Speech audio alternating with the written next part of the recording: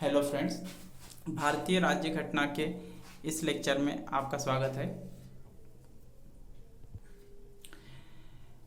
यह लेक्चर किसी एक एज ग्रुप के बच्चों के लिए या विद्यार्थियों के लिए तो ख़ास तौर पे बनाया ही गया है, लेकिन आप अगर पेरेंट्स हैं, किसी भी एज ग्रुप के हैं, तो आपके लिए यह लेक्चर यूज़फुल होने वाला है। इस लेक्चर में हम इंडियन कॉन्स्टिट्यूशन के प्रीएम्बल में क्या कहा गया है और इस प्रीएम्बल में इस्तेमाल किए गए शब्दों का भारतीय कॉन्स्टिट्यूशन से किस प्रकार से संबंध है, कौन सा शब्द कहाँ से इंटरलिंकेज करता है, कौन से आर्टिकल से, ये हम इस लेक्चर में बताएंगे। तो एक सभ्य देश के सभ्य नागरिक होने के नाते हमारी यह जिम्मेदारी है कि हम ये जान लें कि हमारी कर्तव्य क्या है, हमारे अधिकार क्या है। इन सभी चीज़ों को अगर हम जानेंगे तो तभी हम एक सभ्य देश के सभ्य नागरिक बन पाएंगे। तो मेरा निवेदन रहेगा कि लेक्चर थोड़ा लंबा भी हो जाए तो आप लोग अपने अधिकारों और अपने कर्तव्यों को जानने के लिए इस लेक्चर को एंड तक ज़रूर देखें। हम प्रीएम्बल को आज देखेंगे। तो प्रीएम्बल हमने भारत की राज्य घटना में लिया है अमेरिकन राज्य घटना के सोर्स से, जबकि अमेरिकन राज्य घटना में लिखा हुआ है कि we are the people of United States, और हमने भारत के प्रीएम्बल की शुरुआत की है हम भारत के लोग। हम भारत के लोग, इसका अर्थ है भारतीय जनता इस प्रीएम्बल की और इस राज्य घटना का सोर्स है। भारत शब्द का अर्थ सबसे पहले हमें मिलता है एक कानून के जरिए। अगर हम देखें तो सेक्शन 16 आईपीसी 1860 का और सेक्शन 18 में मिलता है। सेक्शन 16 में मिला हुआ शब्द ये कहता है कि भारत ब्रिटिश भारत के सेंस में यहाँ पर यूज किया गया है, जिसे कि भारत आजाद होने के बाद में रिपील कर दिया गया था इस कानून से। और 18 शब्द में भारत शब्द की व्याख्या दी गई है, और भारत शब्द का और उच्चार हमें मिलता है भारतीय राज्य घटना के आर्टिकल 1 में। आर्टिकल 1 में कहा गया है India that is Bharat shall be the union of states. Shall be the union of states का मतलब ये है दोस्तों कि भारत एक ऐसा देश है जो अलग अलग राज्यों को एकीकृत कर एक देश बनाया गया है, न कि अमेरिका की तरह के सब राज्य एक जगह आए और खुद ही से स्वयं स्फूर्ति से उन्होंने एक राष्ट्र बनाया। भारत इसका उल्टा है। भारत ने जो है तो सभी राज्यों को एकीकृत जकड़ कर एक साथ रखा है, जबकि अमेरिका के सभी राज्य खुद ही से स्वयं स्फूर्ति से एक जगह आए और उन्होंने एक देश का निर्माण किया कि अब हम एक जगह आते हैं और एक देश बनाते हैं। भारत को अगला शब्द देखते हैं भारतीय राज्य घटना के प्रीएम्बल का। भारत को एक सार्वभौम समाजवाद धर्मनिरपेक्ष लोकशाही गणराज्य बनाने के लिए और उसके सभी नागरिकों को सामाजिक, आर्थिक और राजनीतिक न्याय। इस प्रीएम्बल में बार बार जो पूछे जाने वाले शब्द है और उनके अर्थ है सार्वभौम, समाजवाद, धर्मनिरपेक्ष, लोकशाही और गणराज्य। इन शब्दों का क्रम इसी प्रकार से हमें ध्यान में रखना होगा। सार्वभौम का अर्थ यह है कि ऐसा देश जिस देश पर भीतरी तौर पर और बाहरी तौर पर किसी की भी सत्ता न हो और वो देश अपने सभी निर्णय खुद ही से ले सकता हो, वो इतना स्वतंत्र हो कि उस पर किसी का दबाव ना हो या फिर वो किसी के दबाव में आकर कोई भी निर्णय न लेता हो। सार्वभौम शब्द का अर्थ ये होता है।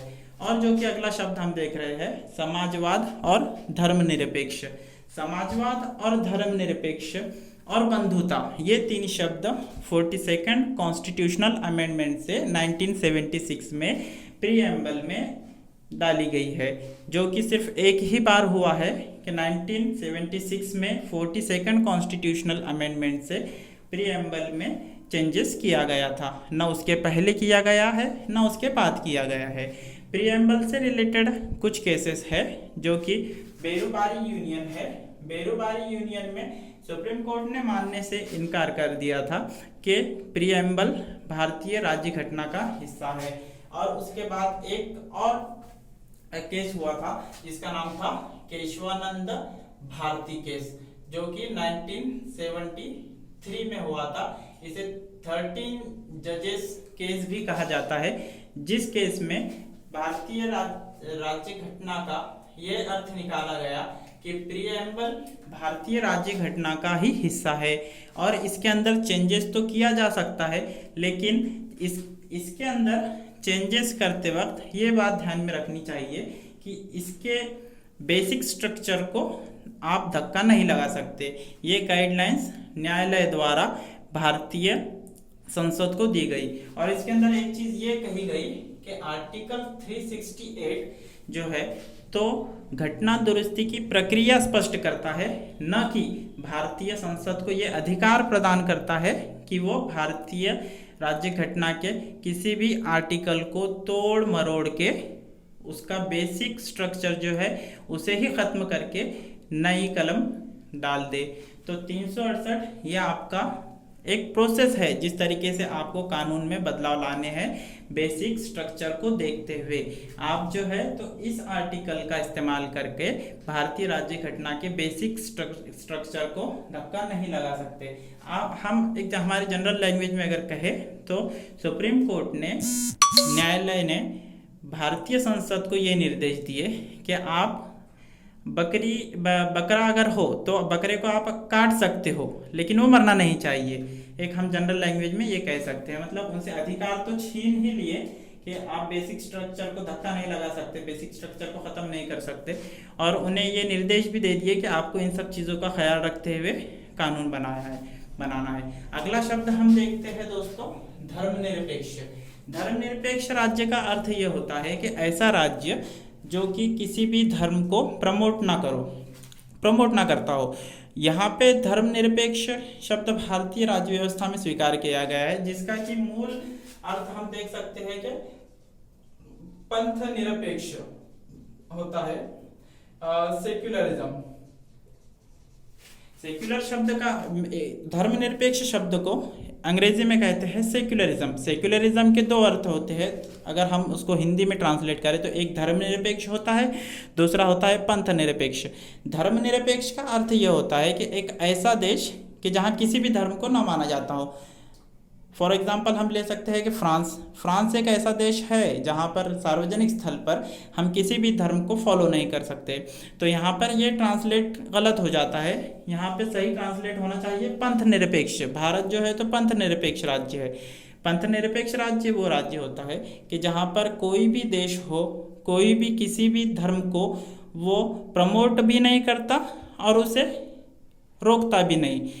धर्म जो है तो एक किसी भी पर्सन की, उसकी इंडिविजुअल जिम्मेदारी होती है कि वो उसके इंडिविजुअल लेवल पर उसे फॉलो करे। अगर उसका समाज से कॉन्ट्रडिक्शन होता है, समाज में अगर उसके धर्म की वजह से कोई सामाजिक उत्पीड़न पैदा होती है, तो वहाँ पर उसके धर्म को, उतने हिस्से को फॉलो करने से उसे रोक दिया जाएगा। भारत इसी पद्धति को फॉलो करता है कि भारत पंथ निरपेक्ष है। सेक्युलरिज्म के दो टाइप्स होते हैं, एक पॉजिटिव और एक निगेटिव। ओके फ्रेंड्स, अगला वर्ड देखते हैं, लोकशाही। लोकशाही शब्द का अर्थ यह है कि ऐसा देश जहां पर राजा या फिर कोई भी ऐसा पद न हो जो कि लोक निवडणुक द्वारा नियुक्त न किया जाता हो, डायरेक्ट अपॉइंटेड हो। ऐसा भारत में नहीं है। भारत लोकशाही देश है, यानी भारत की संसद भारत के नागरिकों से चुनाव द्वारा चुन के दी गई जो भी सीट्स होती है, जो भी एमपीज होते हैं, उनके द्वारा चलाई जाती है। अर्थात भारत लोकशाही देश है। भारत लोकशाही देश है, इसका अर्थ रिसेंटली हमने एक मूवी देखी थी सुपर 30, उसके अंदर ऋतिक रोशन साहब कहते हैं अब राजा रानी के पेट से नहीं, मतदान की पेटी से जन्मा जाएगा। ये तो एक कहावत है, और उस मूवी का परफेक्ट डायलॉग ये था कि अब राजा का बेटा राजा नहीं बनेगा, राजा वही बनेगा जिसके अंदर काबिलियत होगी। तो हम यहाँ पर ये देखते हैं कि वो लोकशाही, डेमोक्रेसी इस वर्ड का इस्तेमाल कर रहे होते हैं। गणराज्य ऐसा राज्य होता है जो कि जिसके ऊपर कोई भी राजा शासन न करता हो। तो भारत को एक भारत के ही नागरिक एक ऐसा देश बनाना चाहते हैं जो सार्वभौम हो, इस पर अंतर्गत और बाह्य किसी की सत्ता ना हो, समाजवाद हो जो कि सारे ही समाज के अंदर सारा ही इक्वलिटी हो, कोई बड़ा कोई छोटा ना हो। ये रशियन राज्य घटना से लिया गया वर्ड है समाजवाद। धर्मनिरपेक्ष हो, किसी भी धर्म को प्रमोट नहीं करता हो, किसी भी धर्म को नीचा नहीं दिखाता हो। लोकशाही हो, जो कि जनता द्वारा चुनी गई लोगों से ही सरकार चलती हो। गणराज्य हो, जो कि ऐसा राज्य हो जहां पर किसी भी राजा की सत्ता न हो। ऐसा बनाने के लिए हम भारत के लोग इस संविधान सभा में इस प्रियम्बल को और इस भारतीय राज्य घटना को स्वतः के लिए ही समर्पित करते हैं, स्वतः ही इस चीज़ को जो है तो अंगीकृत करते हैं, इसे मान लेते हैं। ऐसा भारतीय घटनाकारों ने उदार मत से भारतीय जनता को सौंपा है। उसके बाद आ जाते हैं दोस्तों न्याय वर्ड के ऊपर। न्याय यानी जस्टिस। जस्टिस वर्ड जो है हमने रशियन राज्य घटना से लिया हुआ है, जो कि सामाजिक, आर्थिक और राजनैतिक 3 प्रकार के जस्टिस भारतीय राज्य घटना के प्रियम्बल में दिए गए हैं। सामाजिक, आर्थिक और राजनैतिक। हम इसे समझ लेते हैं। सामाजिक न्याय यानी किसी को भी सोशल प्लेसेस पे डिस्क्रिमिनेट नहीं किया जाएगा, सारों को ही समानता दी जाएगी। आर्थिक समानता ले लेते हैं, जो कि आर्टिकल 19 में कहा गया है स्वतंत्रता के अंदर कि हमें न्याय इकोनॉमिकली बेस पे किसी को भी कोई भी बिजनेस करने की अनुमति दी जाएगी। उसके अंदर कुछ रिस्ट्रिक्शंस है, हम आर्टिकल 19 में वो भी देख लेंगे। राजनीतिक न्याय का अर्थ ये है कि किसी भी नागरिक को, कोई भी पंथ का हो, कोई भी समाज का हो, कहीं पर भी जन्मा हो, उसे राजनीतिक न्याय ये दिया जाएगा कि उसे किसी भी इलेक्शन में खड़े रहने की, चुनाव लड़ने की अनुमति दी जाएगी। ये उसके राजनीतिक न्याय में आता है। अगले शब्द को देख लेते हैं स्वतंत्रता। स्वतंत्रता हमें 5 प्रकार की प्रियम्बल में दी गई है, जो कि विचार की स्वतंत्रता है, अभिव्यक्ति की स्वतंत्रता है, श्रद्धा की स्वतंत्रता है, विश्वास की स्वतंत्रता है और उपासना की स्वतंत्रता है। इन वर्ड्स को भी समझ लेते हैं। विचार की स्वतंत्रता अर्थात ही ये स्वतंत्रता है, इसका मतलब ये होता है कि मेरे विचार मैं खुद प्रकट कर सकता हूँ, मैं जो भी सोचूं मैं सोच सकता हूँ और उसको आर्टिकल के ज़रिए, न्यूज़ के ज़रिए मैं लिख सकता हूँ। ये हो गई विचार की स्वतंत्रता। और इसके अंदर भी कुछ रिस्ट्रिक्शंस है, वो भी हम 19 आर्टिकल में देख लेंगे। अभिव्यक्ति स्वतंत्र का मतलब है मैं स्पीच कर सकता हूँ, भाषण दे सकता हूँ, मेरे मन में जो आए वो कह सकता हूँ, लेकिन उसके ऊपर मुझे कुछ रिस्ट्रिक्शंस हैं जिसकी वजह से मेरे देश को, मेरे देशवासियों को कुछ तकलीफ ना हो। ये भी एक स्वतंत्रता है। और एक स्वतंत्रता है विश्वास की स्वतंत्रता, श्रद्धा की, धर्म की स्वतंत्रता और उपासना की स्वतंत्रता। यह आर्टिकल हमें 25 से 28 तक मिलते हैं कि जिसके अंदर धर्म की स्वतंत्रता के बारे में मेंशन किया गया है। विश्वास की स्वतंत्रता, मेरा विश्वास है, मैं इस कम्युनिटी को फॉलो करता हूँ, मैं इस कस्टम को फॉलो करता हूँ, ये मेरी एक निजी बात हो गई है। इस अलग अलग स्वतंत्रता इस प्रकार के भारत की राज्य घटना में दिए गए हैं।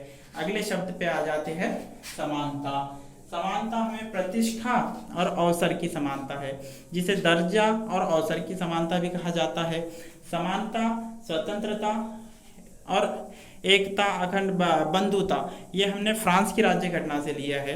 ये 3 वर्ड स्वतंत्रता, समानता और बंधुता फ्रांस की राज्य घटना से हमने लिया है। फ्रांस रिवॉल्यूशन 1789 की जो हुई थी, उस वक्त के 3 वर्ड हमने हमारे प्रियम्बल में अडॉप्ट किए हैं।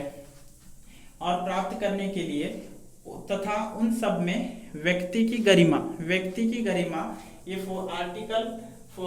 आर्टिकल 21 में दिया गया है कि इंसान को जिंदा रहने का अधिकार है।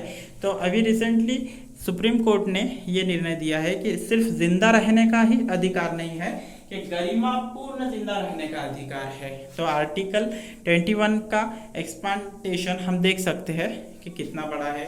और आईपीसी के 497 में भी व्यक्ति की गरिमा का मेंशन है, जहाँ की अडल्ट्री का मेंशन है, उसे हम विश्लेषण में बाद में देख लेंगे। और अगला वर्ड देखते हैं कि राष्ट्र की एकता और अखंडता।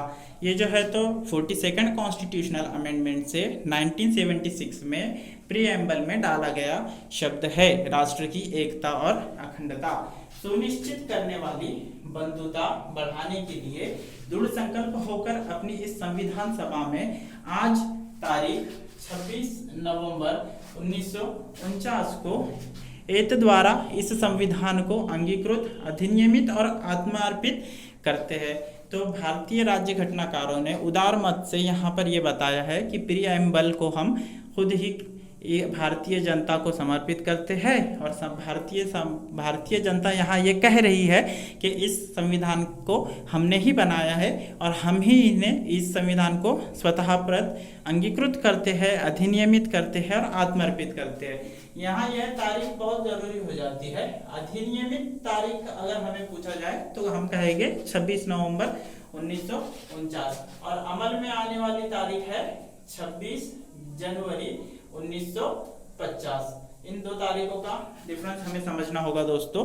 26 नवंबर को अधिनियमित किया गया प्रीएम्बल और इंडियन कॉन्स्टिट्यूशन और अमल में आया 26 जनवरी 1950 को।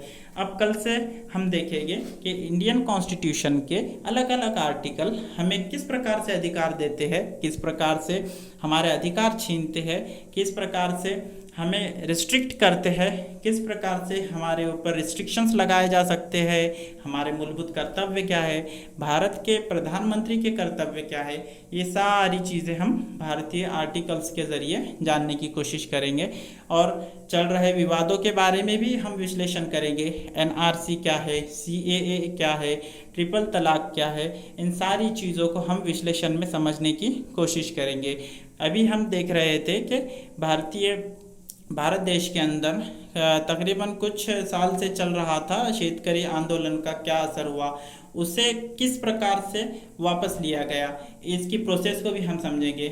हम ये भी जानेंगे कि किसी कानून को बनाते वक्त संसद को किस प्रक्रिया का प्रावधान करना होता है, किस प्रावधान को इस्तेमाल करना होता है और उसी कानून को जब पब्लिक नागरिक जनता के दबाव में आकर उसे वापस लेने की नौबत आ जाती है, तब किस प्रक्रिया